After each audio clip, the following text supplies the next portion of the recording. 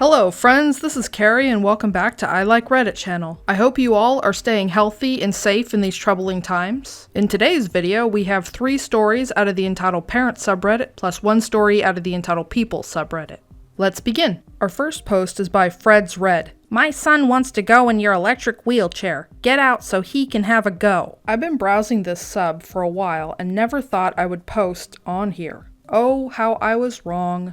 Backstory. I'm a 29-year-old female and have been confined to a wheelchair since I was 17. I'm a quadriplegic and I can use a manual wheelchair at home, but use a power wheelchair in public for practical reasons. I have mostly full use of my upper body and partial use of my lower body. I've been mistaken for a paraplegic a few times. This happened about a month ago before the crap hit the fan over the Voldemort virus in my town. I was downtown shopping for supplies for my inevitable self-isolation when I heard the deafening squeal of a child, about 12. EK. Oh, that's a cool scooter. How fast does it go? Me. Thanks, little man. Yeah, it goes pretty fast. EK. Can I have a go? Me. Thinking he meant sit on my lap and I'd drive him around, which in any other scenario I would have been happy to do. Voldemort virus and all. Sorry little dude, but not today. The kid says, oh, okay, and stomps away, and I thought that was the end of it. But, you know, I wouldn't be here if it was. A few minutes later, I hear the ground start to tremble as Megatron Karen approaches. Oh boy, I thought, this is gonna be fun. EP.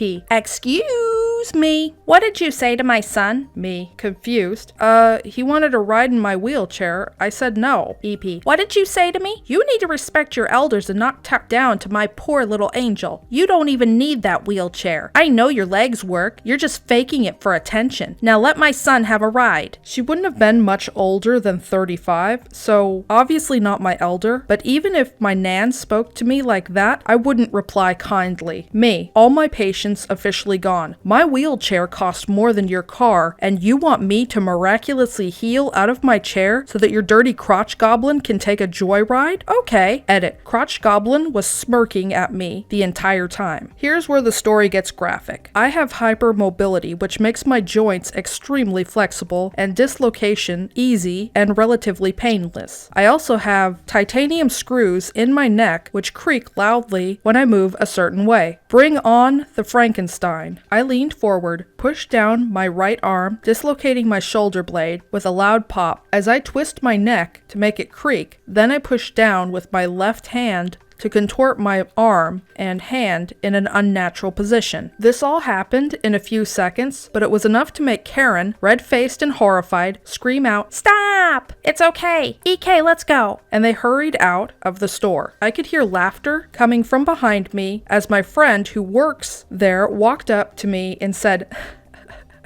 that was mean. He knew me well and had seen me pull this trick before. Needless to say, I never had an issue like that again. It's a small town and news travels fast. Don't mess with the girl in the wheelchair. Edit. For those insisting I must be a troll because I don't know the difference between a quadriplegic and a paraplegic, look up incomplete quadriplegic. And one of my stories about when I worked at Target, I was 16 at the time of the story and my injury had happened when I was 17. A couple of things. I don't think the OP was mean. I think the OP was definitely trying to show Karen that yeah, they do indeed need the wheelchair, and we've all seen what happens when Karens get overly aggressive and decide that they're just gonna yank the person out of the wheelchair and let their kid go joyriding in it. So I mean, this is perfectly necessary to help get the message through Karen's thick skull. I'm just glad that it turned out all well in the end, and that nobody got yanked out of their wheelchair and a wheelchair didn't get broken. The second thing is, I didn't know what an incomplete quadriplegic was. So I Googled it, and I was amazed. I got quadriplegic mixed up with amputee. Call me an idiot if you want.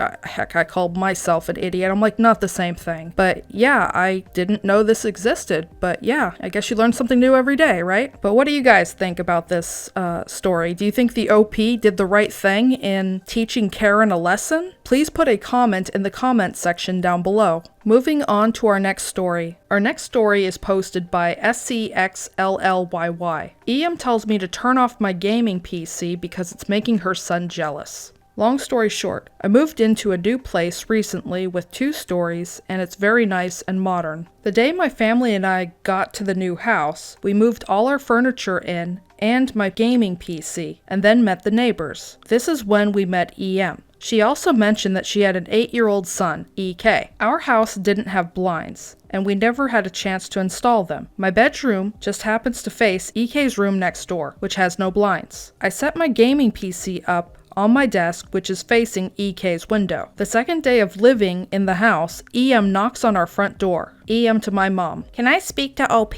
When I get to the door, EM is there and gives me a dirty look. EM, "Can you turn off your computer? It's making my son jealous. Also, he was watching you play your games on your computer at 11 p.m. last night." Me, "Really sorry. We've ordered blinds online to install, but it's going to take time." EM, "But it's making him jealous in the day. Knock it off." Me, "Why are you being so rude? It's my room, my computer." EM, "Don't play the victim. You're disturbing my family." Me, "I barely make any noise, and I have headphones. It's your son who was watching me from his window and yelling last night." EM, "I'll have the police know about your trespassing light into our property." Me, "Go ahead." I slammed the door and she didn't come back. Don't you love these idiotic made-up laws that these entitled parents come up with? "You're not doing what I say. Therefore, I'm going to call the police on you and make the police make you do what I say." Yeah, it ain't gonna work, lady. Get some blinds if it really bugs you. The OP wasn't doing anything wrong. Maybe your kid should mind his own business. Just saying.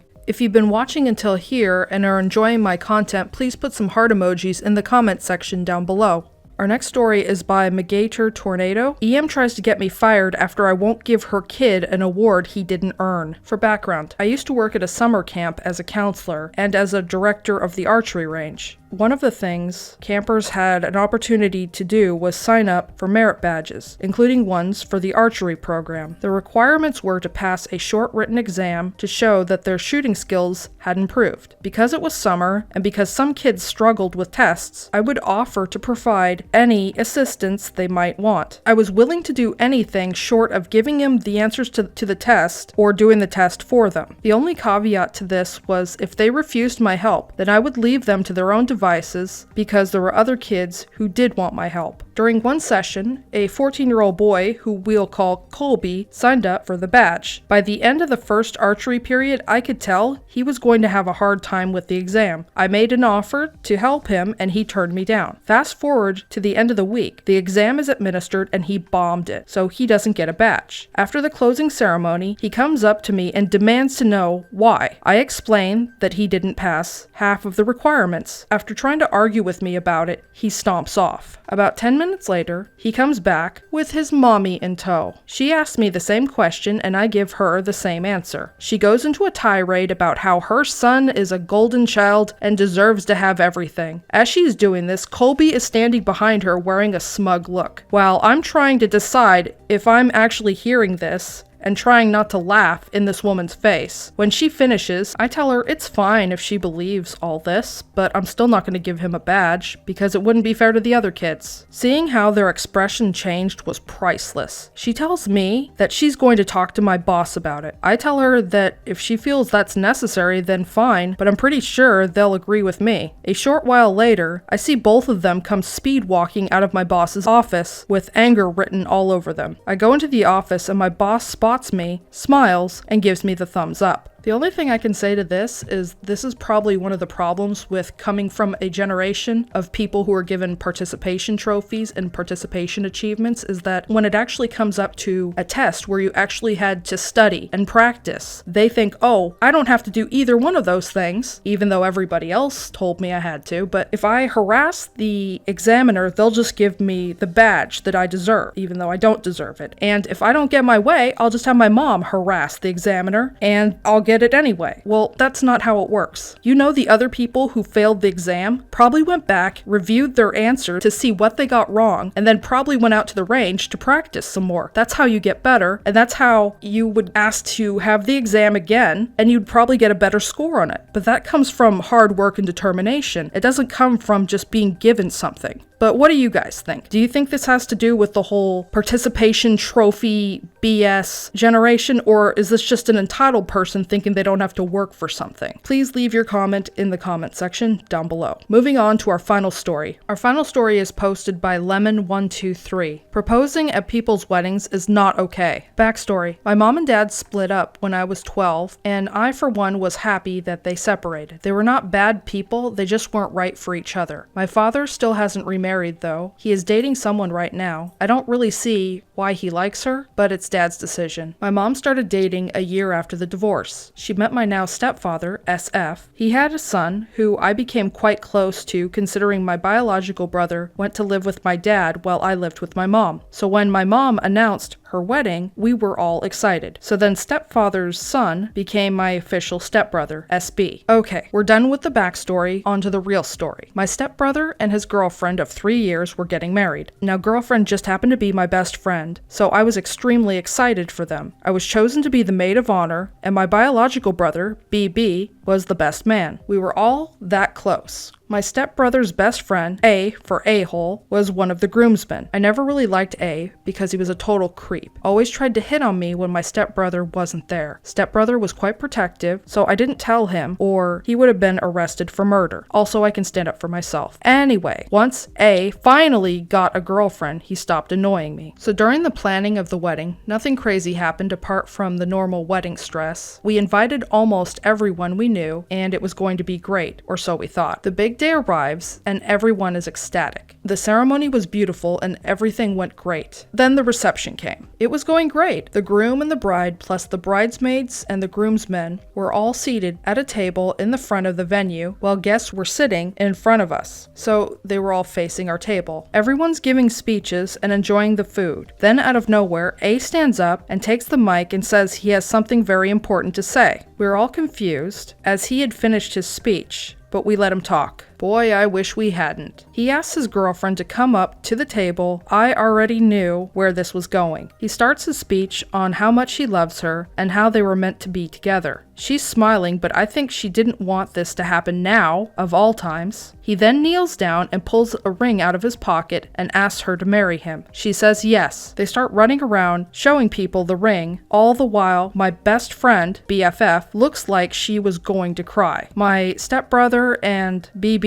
were whispering to each other. I couldn't hear what they were saying. Finally, my mom gets up and reminds everyone that it was her son's wedding and that we should stop talking about someone else's engagement. Everyone was quiet. Suddenly, we hear this banshee scream. The girlfriend started screaming and crying, saying, "My mom had ruined her special day." Then A began screaming at us too, claiming that he did nothing wrong. They got kicked out in the end. My brother lost his best friend that day, but he didn't really care because the idiot lost all of his friends. I'm also going to be a bit petty and say that they can't even have their wedding now because of the Voldemort virus, so I hope they're happy. Sorry about this horribly formatted post, and hope you enjoyed reading this story of two dysfunctional humans that are a pain to this earth and humanity in general. Bye! First off, announcing your engagement at somebody else's wedding is one of the most narcissistic, selfish things you could ever do, and these entitled people are complete a-holes. I mean, I'm glad that the OP actually gave him the nickname of a-hole, just because, well, that's what he is, and his Banshee to be is no better than he is. Anyway, that's all the stories I have for today. Links to the original Reddit posts will be in the description box below. Please stop on by Reddit to show the OP some love and an upvote. If you enjoy my content, please comment, like, and subscribe to my channel. Don't forget to hit the bell notification to let you know when I've uploaded new videos. Thank you for watching and have a great day.